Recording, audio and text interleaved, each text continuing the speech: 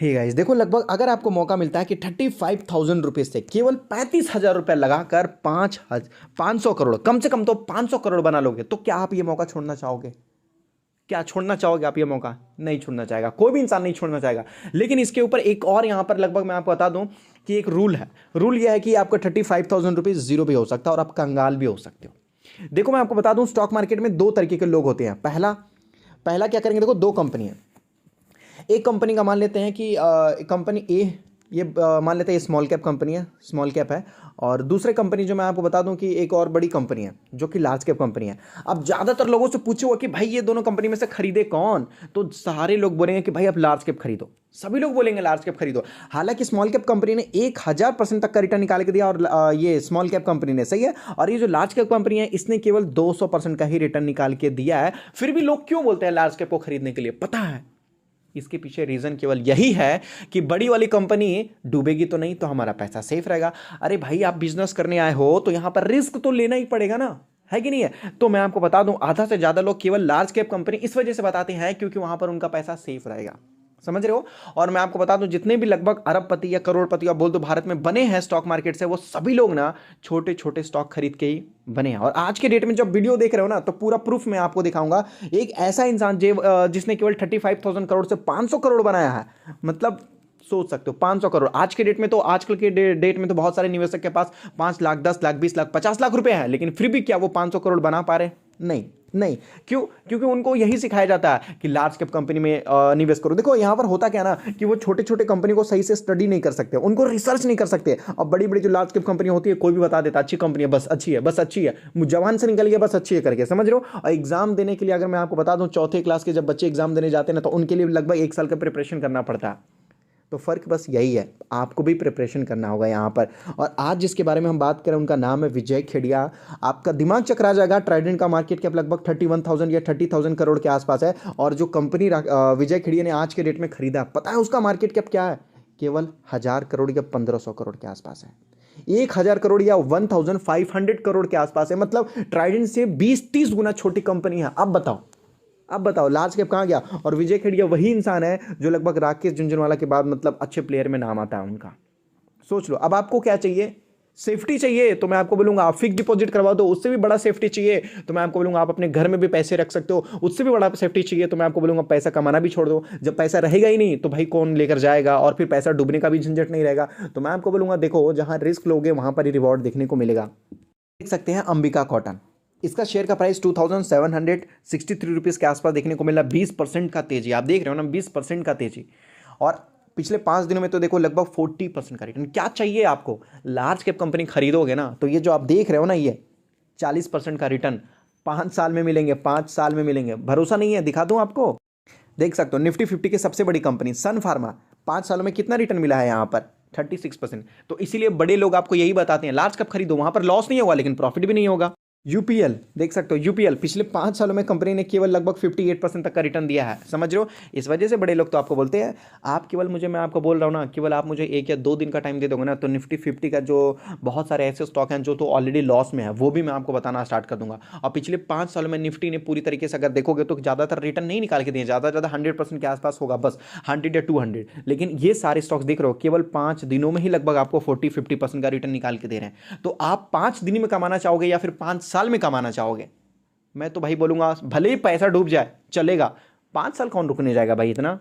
जैसे कि एग्जांपल बोलता हूं, यहां देखो जम्मू एंड कश्मीर, और यहां पर देखो तो यहां पर आपको तमिलनाडु देखने को मिल जाएगा। अब आपके पास 2 या 3 ऑप्शन अवेलेबल रहेंगे। पहला ऑप्शन रहेगा, अगर आपको वहां से यहां जाना है तो आप बाई वॉक चले जाओ, पूरी सेफ्टी रहेगी भाई, आप अपने पैर से जा रहे हो, आराम से जाओगे। ट्रेन से जाओगे तो हो जाता है भाई, कभी कभी प्रॉब्लम हो जाता है कि नहीं? अब भरोसा कैसे कर सकते हैं? हो जाता है कभी कभी। हवाई जहाज से जाओगे तो भी प्रॉब्लम हो सकती है, तो क्या करोगे? सेफ्टी लेना चाहोगे तो बाई वॉक जाना पड़ेगा। लेकिन बाई वॉक अगर जाओगे तो लगभग पूरा जीवन लग जाएगा जाने में। तो आप कौन सा ऑप्शन अपनाओगे? रिस्क लोगे ना, जाने के लिए रिस्क लेना पड़ेगा ना आखिर।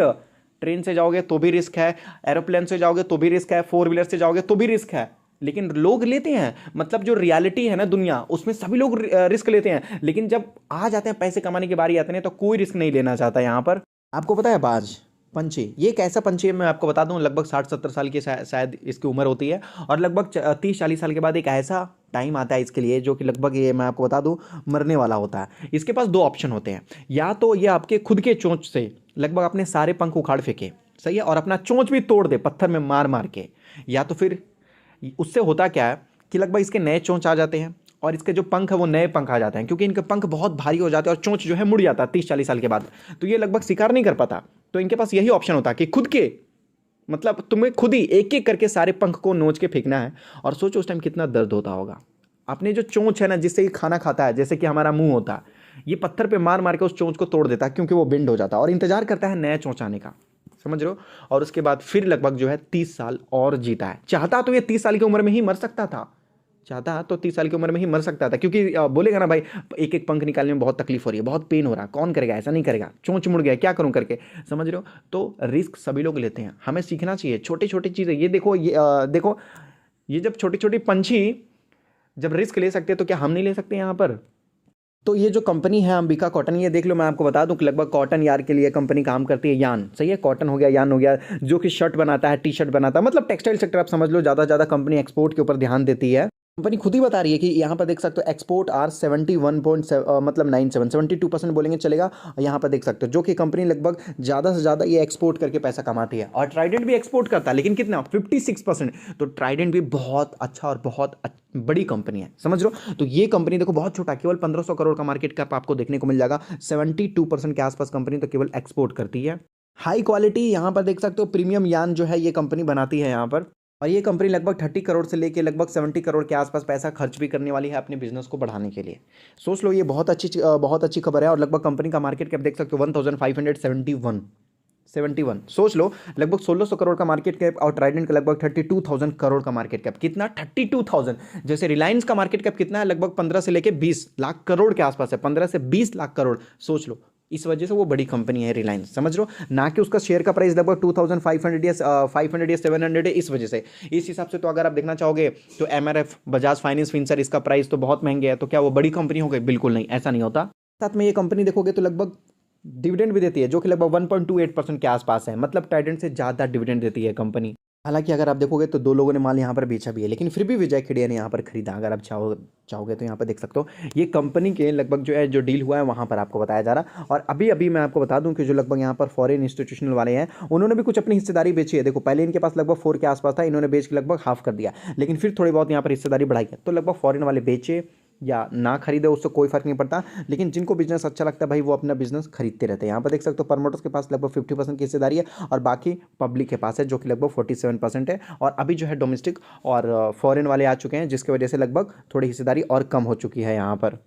कंपनी देखोगे तो काफ़ी अच्छा प्रॉफिट भी कर रही है। देखो क्वार्टर के हिसाब से बताया जा रहा, तो यहाँ से देख सकते हैं 2021 दिसंबर दिख रहा, 2020 का दिसंबर है, 2021 का दिसंबर है। आप देखते हैं कंपनी ने लगभग नेट प्रॉफिट कितना किया होगा यहाँ पर। अगर हम यहाँ पर देखते हैं, चलो यहाँ पर मान लेते हैं नेट प्रॉफिट यहाँ पर जो आपको बताया जा रहा, देख सकते हैं पहले कितना था, 12 करोड़, 21 करोड़, 29 करोड़, 35 करोड़, 45 करोड़, 51 करोड़।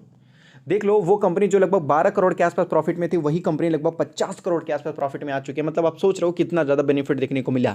लेकिन क्या कोई बड़ी कंपनी में इतना ज़्यादा आपको बेनिफिट देखने को मिल सकता नहीं होता है। देखो मैं आपको बता दूं कि लगभग बड़ी कंपनी को ना और बड़ा होने में थोड़ा टाइम लगता है, क्योंकि देखो एक भारत है। अब भारत के अंदर कोने कोने में बिजनेस करो, अब कहाँ जाओगे, है कि नहीं। तो एक क्या होता है ना, एक ज्योग्राफिकल बाउंड्री होता है, उससे ज़्यादा बड़ा नहीं जा सकते। लेकिन अगर आप मान लेते हैं कि ये भारत है और इसके अंदर कहीं छोटे से जगह में अगर आपका बिजनेस चल रहा है और आप धीरे धीरे एक्सपेंड कर रहे हो, तो आपको काफ़ी बड़ा बेनिफिट हो सकता है यहाँ पर। समझ में आ रही है यहाँ पर मैं आपको क्या बताने की कोशिश कर रहा हूँ यहाँ पर। और कंपनी में देखोगे तो बाप रे बाप, मतलब ये देखने के बाद ना मुझे भी थोड़ा सा चक्कर आ जाएगा, क्योंकि यहाँ पर देख रहे हो कंपनी में स्ट्रेंथ 22, अपॉर्चुनिटी 19। यहाँ पर देख सकते हो जो वीकनेस केवल एक ही है और थ्रेट भी केवल एक ही है। इतना तो चलता है। देखो मैं आपको बता दूं, 100 लोगों में से कम 30-40 लोग निकल जाएंगे जो आपके अगेंस्ट में बोलेंगे। जितने लोग भी वीडियो देख रहे हैं ना, आपके खुद के अगेंस्ट में बोलने वाले मतलब 50% लोग निकल जाएंगे। कोई भी आप काम करो बोलेंगे भाई ये तो गलत है करके। तो कंपनी के अगेंस्ट में केवल यहाँ पर देख सकते हो बहुत कम है यहाँ पर जो वीकनेस वगैरह है या थ्रेट वगैरह है, लेकिन अपॉर्चुनिटी और स्ट्रेंथ यहाँ पर काफी ज्यादा है। देख सकते हो काफी ज्यादा, एक एक करके बताऊंगा तो काफी ज्यादा टाइम लग जाएगा। और आपको पता है जब मैं ये स्टॉक के ऊपर रिसर्च किया और जब मैंने अल्टरनेटिव स्टॉक के ऊपर ध्यान दिया तो मुझे क्या जवाब मिला, आप सोच नहीं सकते। यहाँ पर क्या बताया जा रहा है, great choice, this is a great stock, यहाँ पर देख सकते हैं, मतलब ये बहुत, मतलब आप इस स्टॉक को भी होल्ड कर सकते हैं, मतलब इसका अल्टरनेटिव आपको ढूंढने से भी नहीं मिलेगा। मैं आपको लिख के बोल सकता हूँ, निफ्टी 50 के जितने भी स्टॉक आप बोलोगे ना, उसका अल्टरनेटिव मिल जाएगा, मतलब उसके बदले में आप दूसरा खरीद सकते हो। लेकिन ये सब जो होते हैं ना, ग्रेट चॉइस होते हैं भाई। देखो ग्रेट लोग ना, उनका कुछ अलग ही पहचान होता है, समझ रहे हो ना, उनका कुछ अलग ही पहचान होता है यहाँ पर। तो उसी तरीके से मैं आपको बोल रहा हूँ, ये वो लोग हैं जो लगभग, ये वो लोग हैं जो दुनिया को चलाते हैं, समझ रहे हो।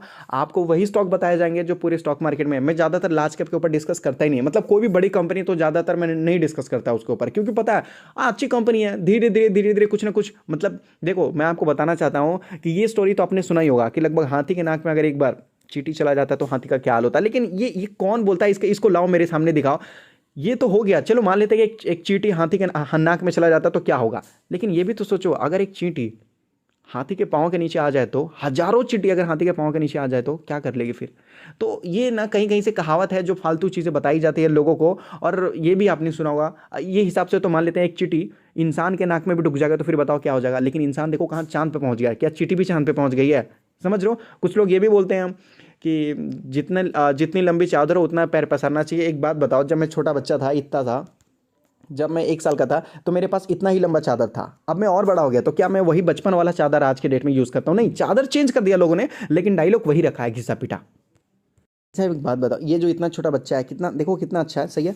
ये उनका ना एक अलग ही कपड़ा होता है, उनका अलग ही कपड़ा होता है, सॉफ्ट होता है, अच्छा होता है, सही है। तो क्या यही वाला आज के डेट में भी, जब आप 50 साल की उम्र में हो गए हो, तो क्या वही वाला चादर यूज़ करते हो, या जो भी जो वही यूज़ करते हो जो लगभग जब आप छोटे थे, साल 2 साल के थे, तो वही यूज़ करते हो? 50 साल में आपने एक भी चादर या कोई भी कपड़ा आपने चेंज नहीं किया? बहुत सारे चेंज किए होंगे आप लोगों ने।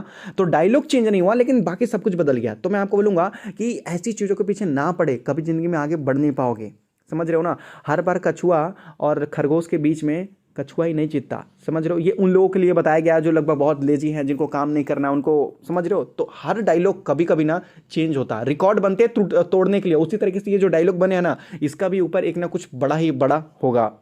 तो आप बताओ आपको कैसा लगा ये स्टॉक? मेरे लिए तो भाई बहुत ग्रेट चॉइस है, मतलब आप सोच नहीं सकते। मैं ना इन लोगों को ही, मतलब इनके बारे में ना बहुत ज़्यादा देखता हूँ, सुनता हूँ, और जब ये लोग बोलते हैं ना तो मैं बहुत ध्यान से सुनता हूँ। लेकिन जब कुछ सरकार कुछ बोलती है, देखती है ना, तो मैं उनको एकदम इग्नोर सा करता हूँ, समझ रहे हो। क्योंकि सरकार सबके लिए देखती है, और ये जो लोग होते हैं ना, ये उन चीज़ों पर ध्यान देते हैं जो लगभग काफ़ी बड़ा होने वाला होता है, समझ रहे हो। इतनी छोटी कंपनी 1000 करोड़ का ही बहुत छोटा है, सही है। तो मेरे हिसाब से तो ये नंबर 1 चॉइस रहेगा। नंबर 1 चॉइस मतलब इसमें अभी भी इतना पोटेंशियल है जो लगभग काफ़ी बड़ा रिटर्न निकाल के दे देगा। और पिछले 5 दिनों में यहाँ पे देखोगे तो 40% का रिटर्न दे चुका है। तो लोग सोचेंगे कि भाई अभी तो ये प्रॉफिट नहीं देने वाला, हम लेट हो गए हैं, ऐसा हो गया है। तो मैं आपको बोलूँगा ऐसा बिल्कुल नहीं है। आप निफ्टी 50 स्टॉक्स नहीं खरीद रहे हो जो लगभग 5 साल में आपको 50% का रिटर्न दिया, तो आप लेट हो गए करके, ऐसा कुछ भी नहीं है। अभी इसमें जितना पोटेंशियल है ना, वो और बड़ा रिटर्न निकाल के देगा। मर्जी आपके पास है, आप क्या करते हो। आप बड़ी बड़ी कंपनी खरीदोगे या तो फिर ग्रेट स्टॉक खरीदना चाहोगे आप यहाँ पर। स्टॉक मार्केट में जितना लर्निंग रहेगा ना, ऑटोमेटिक अर्निंग उतना बढ़ जाएगा आपका। लर्निंग नहीं है तो अर्निंग कुछ नहीं हो पाएगा। और अगर आप स्टॉक मार्केट में नए हो तो अपना डीमेट अकाउंट एंजल में ओपन कर सकते हो, जहाँ पर आप एनएससी बीएससी म्यूचुअल फंड कुछ भी खरीद सकते हो। जो चार्जेस वगैरह रहेगा बहुत छोटा रहेगा। डीमेट अकाउंट तो देखो बिल्कुल फ्री है, डिलीवरी चार्जेस बिल्कुल फ्री है, केवल 20 रुपीज़ लगता है, वो भी इंट्राडे में। तो डिस्क्रिप्शन में लिंक है, मिनटों में जाके अपना डीमेट अकाउंट वगैरह ओपन कर सकते हैं। और देखो जो भी है लॉन्ग टर्म के लिए करो, शॉर्ट टर्म के लिए कुछ नहीं होने वाला। शॉर्ट टर्म का आप कुछ लोग सोचेंगे आज खरीदूंगा कल ही प्रॉफिट हो जाएगा, तो कल तो संडे है, सैटरडे है कि नहीं है। तो कल का मतलब वो वाला कल नहीं जो कल आने वाला है। कल का मतलब आने वाला कल, लंबे समय में। अब कंपनी जब काम कर रही है तो क्या अपने क्वार्टर रिजल्ट कल को ही लाएगी, और फिर क्या नेक्स्ट क्वार्टर रिजल्ट क्या परसों लाएगी? नहीं, मतलब आने वाले दिनों में, समझ रहे हो। तो लॉन्ग टर्म के लिए काम करोगे तो बड़ा प्रॉफिट लेकर जाओगे। शॉर्ट टर्म में तो कभी ऊपर कभी नीचे होता रहता है यहाँ पर।